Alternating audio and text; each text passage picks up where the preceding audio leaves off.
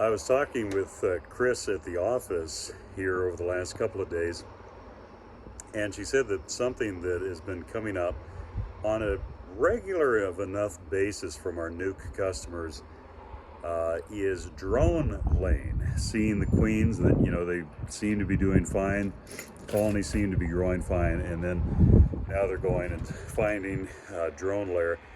Now, I have come across, if you don't have comb that was built out properly, and the bees may have put a lot of, we call it burr comb, which is just sort of, instead of following what the plastic or the wax foundation is dictating, some bees just decide they want to do their own thing.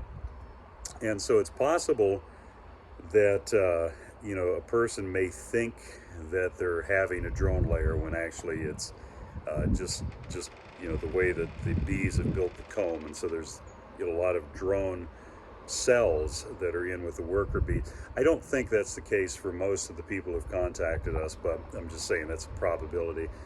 I believe that really what most of this traces back to, because I know in our own operation, we saw this year we saw a fair amount of drone layers, and in situations where there was a queen, and so in that situation, you realize that the queen, obviously in our case, we reselled all of our queens, and so they're all this year's. The nukes that we sell are all this year's.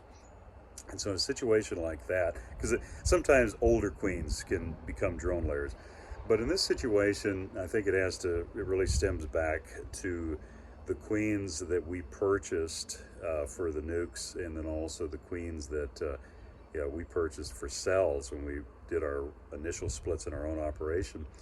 The weather in California this spring was just so unpredictable that I think a lot of queens didn't get mated properly.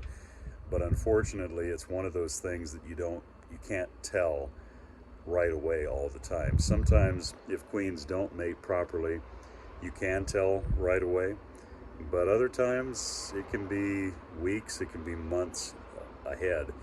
And so there hasn't been that many. I think Chris was saying 6 or 7 people that have called, which statistically is not bad, but it's obviously bad if you experienced it.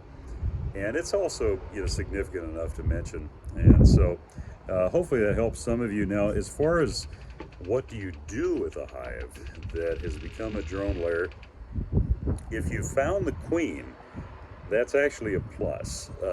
If it's a drone layer that, there's no queen, it's been queenless, and you've got worker bees that have developed their ovaries and have started laying, that is a hive that you really can't turn around.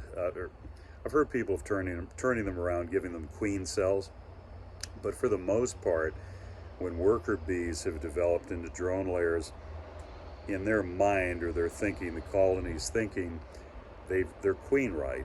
And so any type of mated queen that you introduce or what have you, I can't think of any success I've ever had doing that. Usually you just have to shake the bees out, call it, or merge it with a much stronger colony, because once again, if you merge it with a colony that's about the same strength or weaker, sometimes those drone laying workers will actually go kill the queen in the queen right hive that you're trying to introduce them to. So, but if you do see the queen and there is an active queen, you can risk purchasing a mated queen and requeening.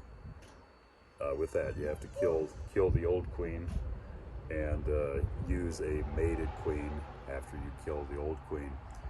Do that in the same day, ideally.